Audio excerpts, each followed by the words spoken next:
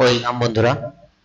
আমাদের যে ডব্লিউবিসিএস অথবা ডব্লিউবিপি অথবা এসআই ফুড বা অন্যান্য যে সরকারি চাকরিগুলো আছে তার যে অঙ্কগুলো আছে সেই অঙ্কগুলোরই কিছু স্যাম্পল নিয়ে আমি প্রথম সেট এখানে সমাধান করছি। আপনারা নিশ্চয়ই ভালো লাগলে জানাবেন যে আমাদের কোন কোন এইগুলো ভালো লাগছে, কোন ভিডিওটা আমার ভালো লাগছে সেগুলো সবাই আমাকে জানাবেন। জানালে আমি আরও উৎসাহিত হব।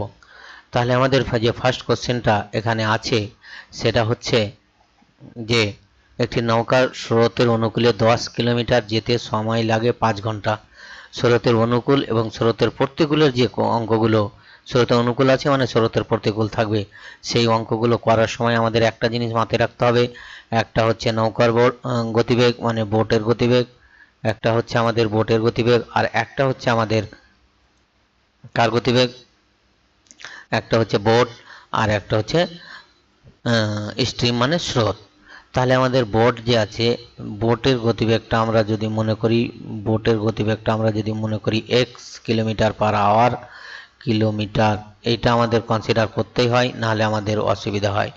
আর স্ট্রিমের যে গতিবেগ, সেই স্ট্রিমের গতিবেগটা আমরা যদি কনসিডার করি ওয়াই কিলোমিটার পার আওয়ার মানে স্রোত কিলোমিটার পার আওয়ার, তাহলে আমাদের খুব সুবিধা হয়।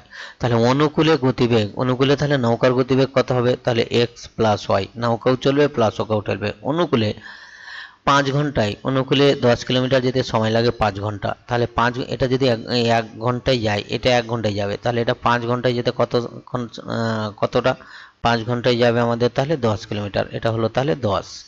তাহলে এখান থেকে হয়ে যাচ্ছে x plus y equals two হয়ে যাচ্ছে 2।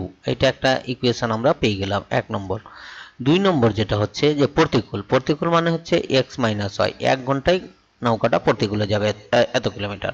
তাহলে প্রতিকূলে বলছে একই দূরত্ব যেতে সময় লাগে 10 ঘন্টা, তাহলে ইন্টু টেন ইকুয়াস টু একই দূরত্ব মানে 10 কিলোমিটার দূরত্বই যাচ্ছে।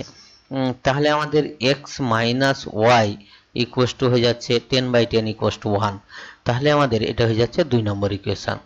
1-2 ইকুয়েশন পেয়ে গেছি। এবার এই দুটোকে সলভ করবো। কার গতিবেগ বার করতে বলেছে, তাহলে নৌকার গতিবেগ, তার মানে এক্স এর ভ্যালুটা আমরা বার করব। তাহলে এখানে আমি লিখে নিচ্ছি x minus y equals to 1। তাহলে আমাদের হয়ে যাচ্ছে, এটা যদি আমরা প্লাস করি তাহলে ওয়াই ওয়াই ক্যান্সেল আউট, তাহলে 2x ইকুয়াস টু হয়ে যাচ্ছে আমাদের 3। তাহলে আমাদের x ইকুয়াস টু হয়ে যাচ্ছে আমাদের 3/2। 3/2 যদি হয় তাহলে হয়ে যাচ্ছে 1.5 কিলোমিটার পার আওয়ার। তাহলে 1.5 কিলোমিটার পার আওয়ার হচ্ছে আমাদের কার গতিবেগ, নৌকার গতিবেগ। তাহলে আনসারটা হচ্ছে বি। নেক্সট যে কোশ্চেনটা আমাদের এসছে, এই দিয়েছি আমি, সেই কোশ্চেনটা বলছে টাকায় 12টি জিনিস বিক্রি করলে 4% ক্ষতি হয়। তাহলে টাকায় কটি জিনিস বিক্রি করলে 44% লাভ হবে? টাকায় 12টি জিনিস বিক্রি করছে, তখন 4% ক্ষতি হচ্ছে।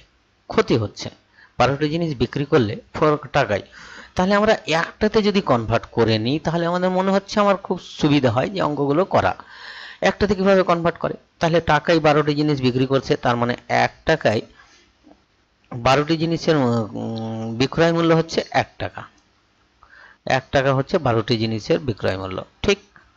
তাহলে একটা জিনিসের বিক্রয় মূল্য কত, তাহলে একটা জিনিসের বিক্রয় মূল্য হচ্ছে 1 এর 12 টাকা,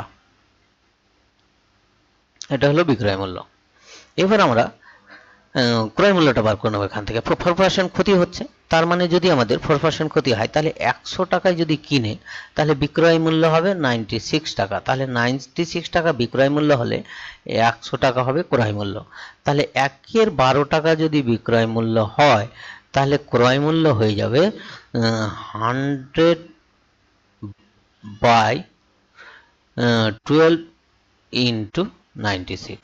এই হয়ে গেল। আমি এখন কাটাকাটি করছি না, পরে একবারে করব, ভালো কথা। এইটা হয়ে গেল আমাদের ক্রয় মূল্য।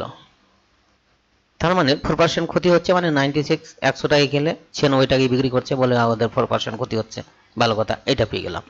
নেক্সট যে কাজটা হচ্ছে আমাদের, সেটা হচ্ছে আমাদের বলছে ক্ষতি হয় কয়েকটি জিনিস বিক্রি করলে টাকায় কয়টি জিনিস বিক্রি করলে 44%, তাহলে 44% যদি লাভ হয় তাহলে আমাদের বিক্রয় মূল্যটা কত? 44%। তাহলে আমরা যদি আবার বলছি যে 100 টাকায় যদি আমরা কিনি আর 44% লাভ হলে বিক্রয় মূল্যটা হবে 144 টাকা। ক্রয় মূল্য যদি 100 টাকা হয় তাহলে বিক্রয় মূল্য, এবার ক্রয় মূল্য যদি 100 বাই 12 ইন্টু 96 হয় তাহলে বিক্রয় মূল্য কত?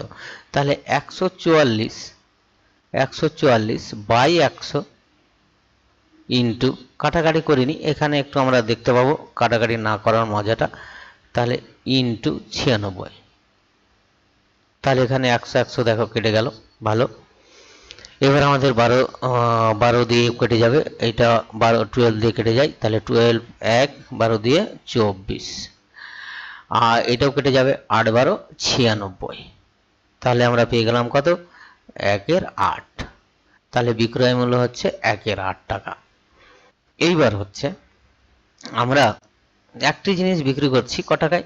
তাহলে আমরা 1/8 টাকায় বিক্রি করছি, 1/8 টাকায় বিক্রি করছি একটি জিনিস। তাহলে 1 টাকায় বিক্রি করছি কটা জিনিস? 1/8। তাহলে 1/8 যদি হয় তাহলে এটা ঘুরে যাবে, তাহলে 8, তাহলে 8টি জিনিস যদি আমরা টাকায় বিক্রি করি তাহলে আমাদের 44% লাভ হবে। 8টি জিনিস বিক্রি করলে 44% লাভ হবে। এভাবে করছি, একদম ছোট। তারপরে যে